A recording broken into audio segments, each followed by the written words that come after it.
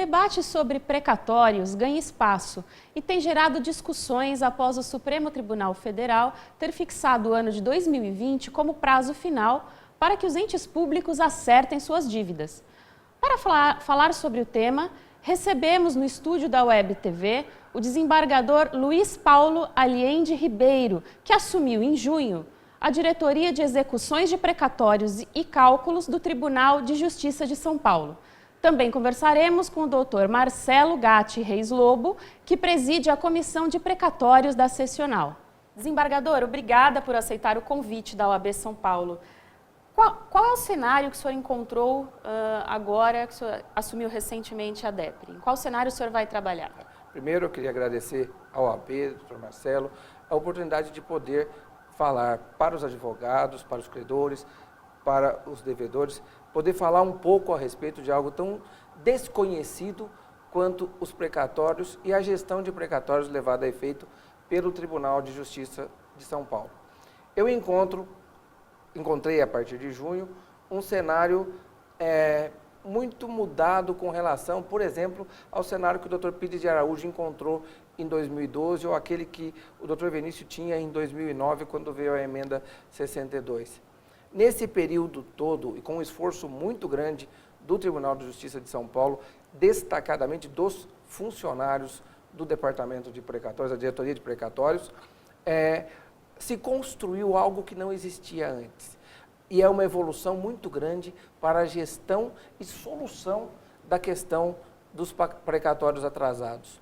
Hoje, nós temos um banco de dados com os credores, os devedores. Conhecemos as dívidas de cada devedor e os créditos de cada credor. Hoje, realmente, a gente pode dizer que existe um mapa, um panorama dos precatórios no estado de São Paulo. E qual é esse universo de devedores? Nós temos, no estado de São Paulo, 869 devedores, que variam muito em tamanho. O grande, não com relação ao percentual de dívida, mas o estado de São Paulo é o mais forte deles. Mas nós temos até pequenas autarquias de municípios que são credores pequenos, mas que também enfrentam os seus problemas. Muitos desses credores, desses devedores, a maioria deles, acho que 60%, nem mesmo se encontram no regime especial, mas estão no regime geral ou ordinário. O senhor tem essas proporções de participação? Cerca de 650 já estão no regime ordinário. Para pontuar as diferenças de regime especial e o regime ordinário. O regime ordinário é aquele previsto no artigo 100 da Constituição e que deveria sempre ter sido cumprido. Se recebem os precatórios, as dívidas oriundas de decisão judicial transitada em julgado até o dia 1º de junho de um determinado exercício e todas essas dívidas são pagas até o final do exercício seguinte. Aquelas que teriam sido recebidas até 1º de julho de 2015, então, de quem está no regime ordinário, serão pagas até dezembro de 2016. Acontece que com o atraso histórico que gerou esse atraso, esse calote de pagamentos,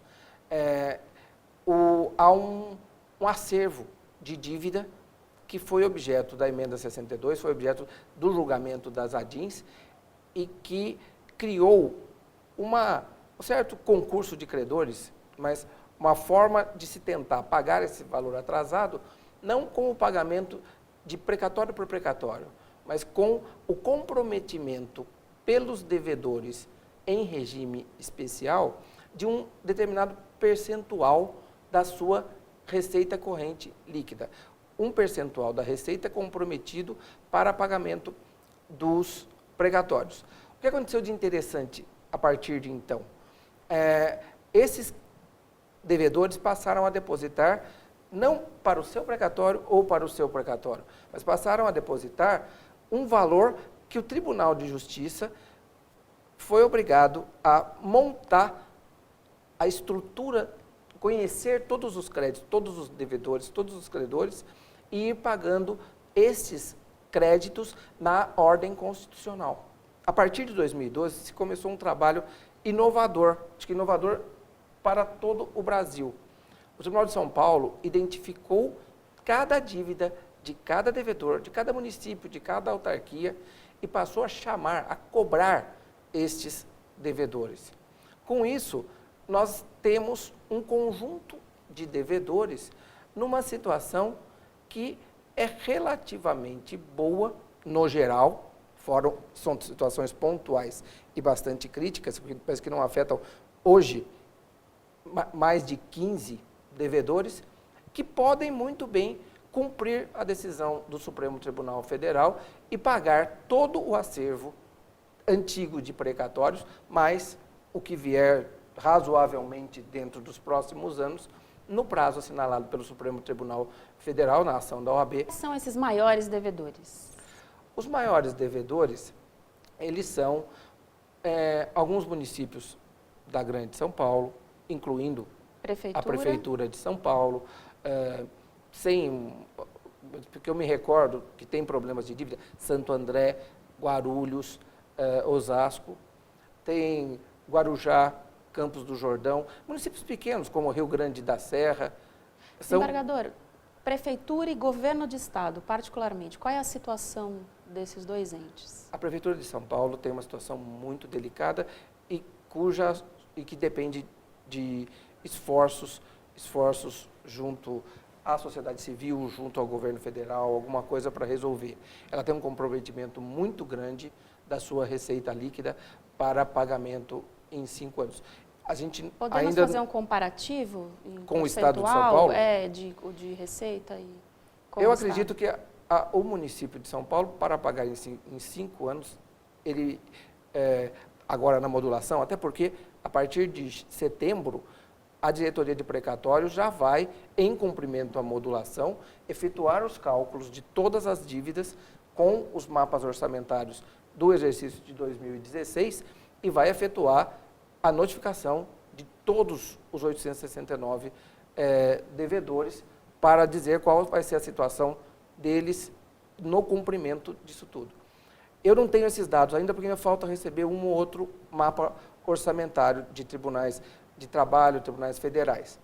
Mas uma situação complicada como a do município de São Paulo implicaria num comprometimento de quase 10% da receita líquida mensal para pagamento de precatórios. É uma situação que depende de uma atenção especial, mas não é a situação do Estado de São Paulo. Qual é a situação do governo do Estado se olharmos para a receita líquida e para o que deve?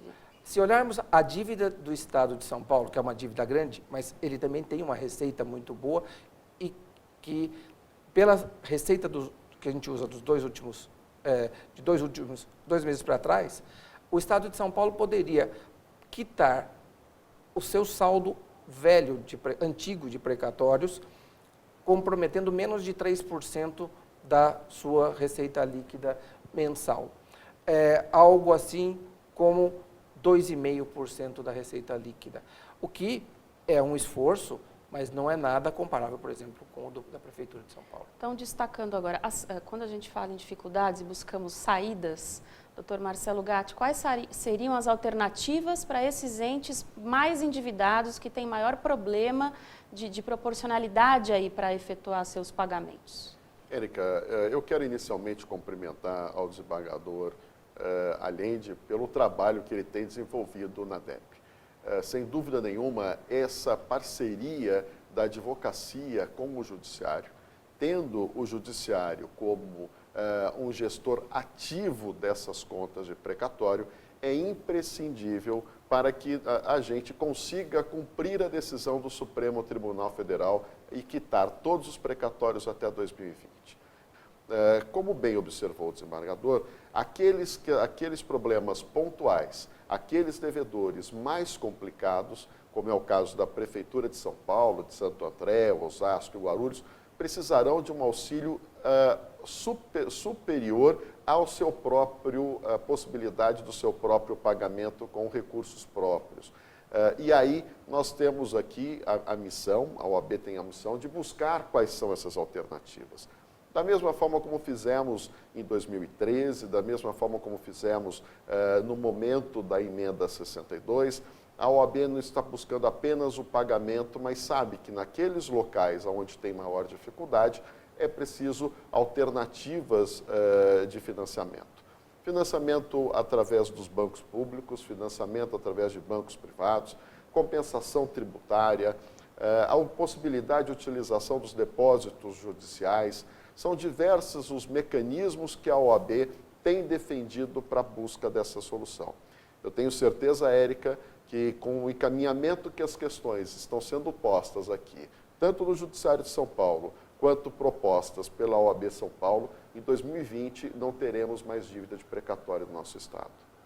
Agradeço aos convidados pela entrevista. Acompanhe os assuntos que a Web TV da OAB de São Paulo traz para você. Até a próxima!